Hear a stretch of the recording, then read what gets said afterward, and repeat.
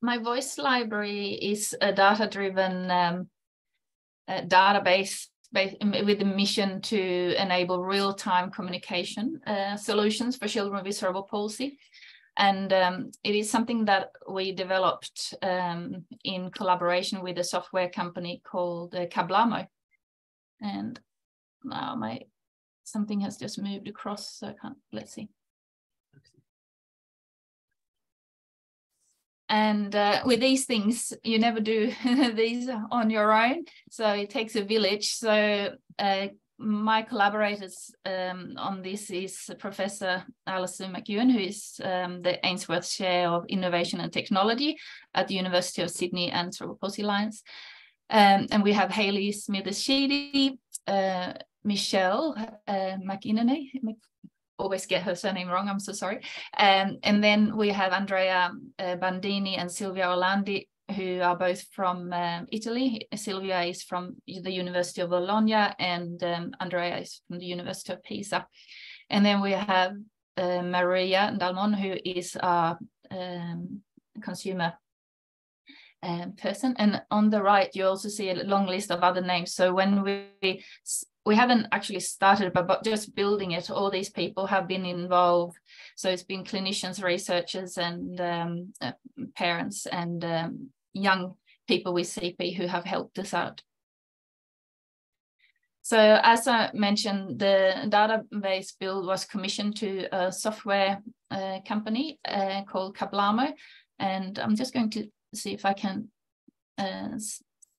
have them introduce themselves. Hang on. Oh, so sorry. Can I just check the sound? Can you do an up if there is a sound in this one? Because, oh no, it doesn't play. Hang on. Is sound coming through? We're a bespoke software development company. We have a bit of a tagline of with great people, we can do amazing things. And our values are make with heart and mind. And cerebral palsy is a natural partnership for us. So as we know, being able to speak is at the heart of us being human, and for about 30 to 50%, depending on how you look at things, children with cerebral palsy find it difficult to speak with family, friends, and anyone in the community.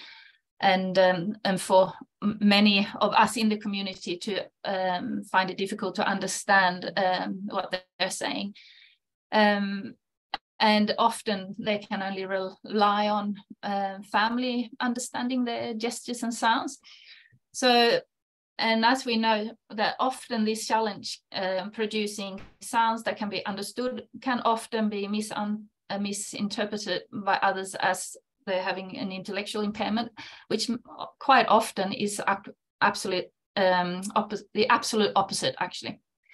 Anyway, so children with moderate to severe speech impairments such as dysarthria, as we know, rely on technology solutions. However, many of those access methods are quite arduous, and some takes 15 to 20 times longer to use or for the message to come through if we compare it with normal speech.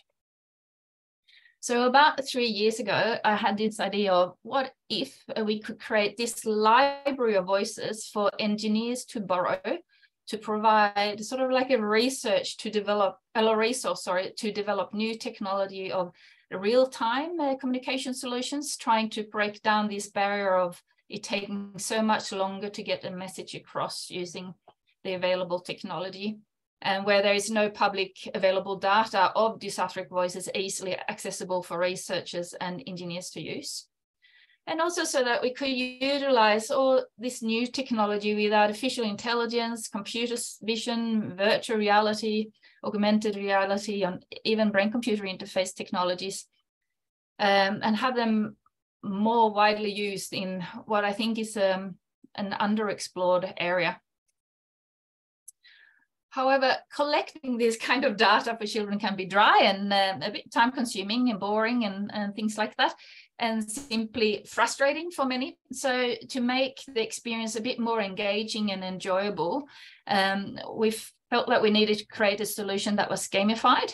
So something that has elements like levels and points to keep players coming back. And we wanted to include characters to make the experience personable and relatable and build trust with our audience, and to empower players by giving them the flexibility and options whilst playing the game. So it's really important that the communication in the game was clear and concise to make the experience as straightforward and stress-free as possible. So here is a little bit of a video of one of the engineers that have worked and what he... The problem with any machine learning or software designed to interpret speech or interpret text is that it's all about the quality and the quantity of data. And anybody who's got small children knows how hard it is to actually get them to do anything to quality and quantity. By gamifying it, you can actually make it quite fun, and they want to play with it and want to do it, and it gives you a much better data set, which helps the project in general. So he was one of the people who just put the architecture together. So the problem with oopsie, and then I'll go play here. The game is a collection of interesting and sometimes very silly fun facts that the players learn and then repeat back some of the words and the phrases. And this program is built on a speech a dysarthria assessment called the French dysarthria assessment 2. So we have taken all the words from there. But each level is different. So we have one about space, under the sea, and in the cities, for example, and around the world. And all of those levels have corresponding characters to encourage and support our players. So here we have, for example, someone we have recorded and they get encouragement, you're a champion, you're a pro, ready to go again. And then you get the instructions, say people, and then you repeat people, and then you get a feedback and reinforcement.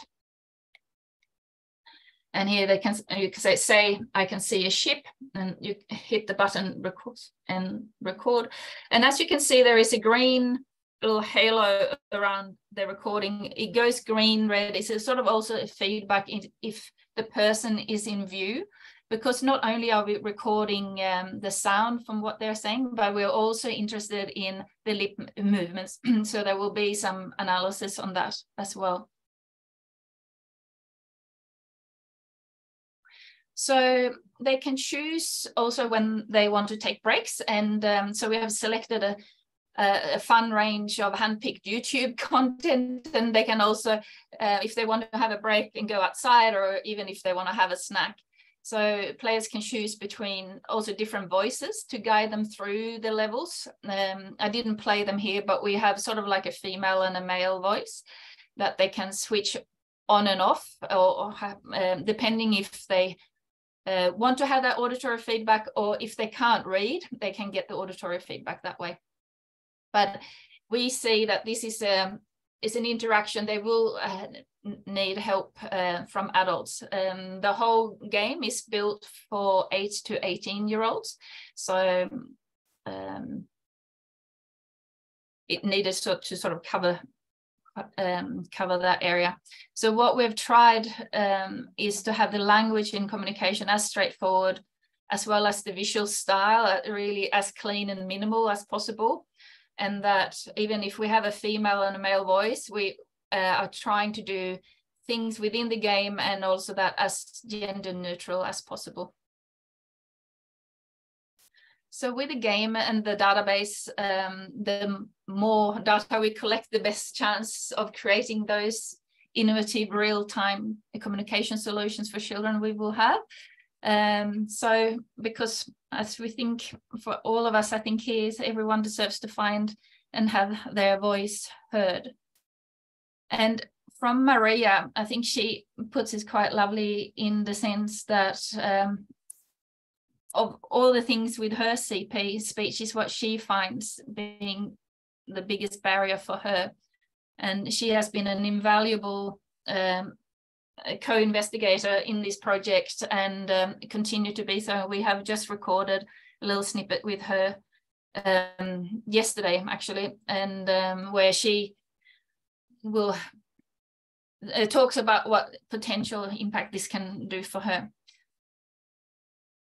And what's next and what's here from now. So we have ethics in, and it just needs to tweak a little bit. So we hope that we can start a pilot in June, July. And then the project will end in 2025. And that's when we hope that we can go public with it. And that from then on, the more data we have, the more sounds and voices artificial intelligence can use to help us on the back end. So up till then, there will be manual labeling and other things in the background. So we will start off with a pilot of 10 kids, 8 to 18 years old. And then once we have learned from them, if we need to do some further tweaks, the main study will commence. And so we will recruit another 100 people. And it is one of the things that ethics asked was, how long will this take? And it is tricky because we think it will take minimum of 3 hours, maybe quicker for some, but for some it will be much longer. It depends on how they want to do it. You don't have to do it in one hit, so you can break it up over several sessions. So if you know of someone that would be interested in getting some more information or getting in touch, we have set up our special email, my voice library at cerebralpalsy.org.au. So thank you so much.